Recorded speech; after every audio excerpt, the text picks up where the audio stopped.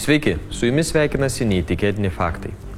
Robertas Hansenas iki 1983 metų nužudė daugybę moterų, todėl tituluojamas vienu baisiausių serijinių žudikų Amerikos istorijoje.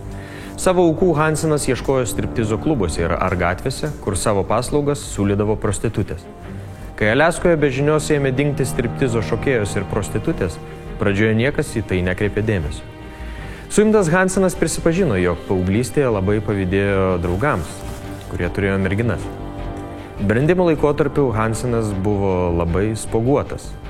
Veidas liko nusėtas randais, todėl nenuostabu, kad merginos vaikino vengė. Mokykloje Hansenas buvo labai nedrąsus ir klasiokai iš jo nuolatos tyčiodavosi.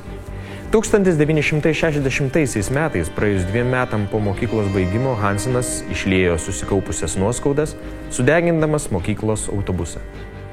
Už tai jis buvo nuteistas 20 mėnesių laisvės atėmimo bausme. Atlikęs bausmę, Hansenas vedė ir nusprendė savo gyvenimą pradėti iš naujo. 1967 metais su savo žmona persikėlė gyventi į Aliaską. Aliaskoje atidarė nedidelę kepyklėlę, laisvalaikiu medžiojo. Su žmona ir 2 vaikais gyveno nedidelėme namelyje, miestelio pakraštyje.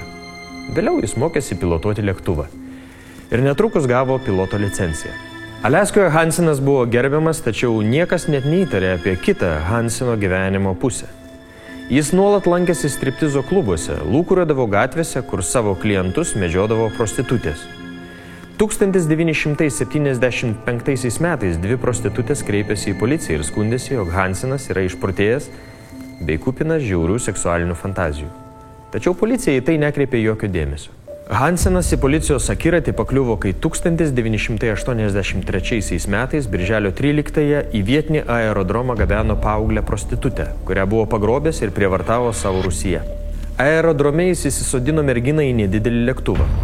Kol Hansenas į lėktuvą krovė įrangą, surakinta antrankiais mergina sugebėjo pabėgti. Policijai jį papasakojo apie prievartautoją, netrukus policija rado brangių papuošalų, kurie priklausė Hanseno pagrobtoms moterims, bei žemėlapį, kuriame buvo pažymėtos kapavietės. 12 valandų trukusio tardymo metu Hansenas prisipažino, jog išprievartavo virš 30 bei nužudė 21 moterį.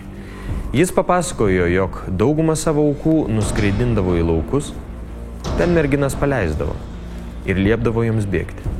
O pats jas sekdavo ir medžiodavo tarsi laukinius žvėris. Galiausiai nušaudavo. Policijai jis parodė 17 kapaviečių, kuriuose buvo rasti moterų kūnai.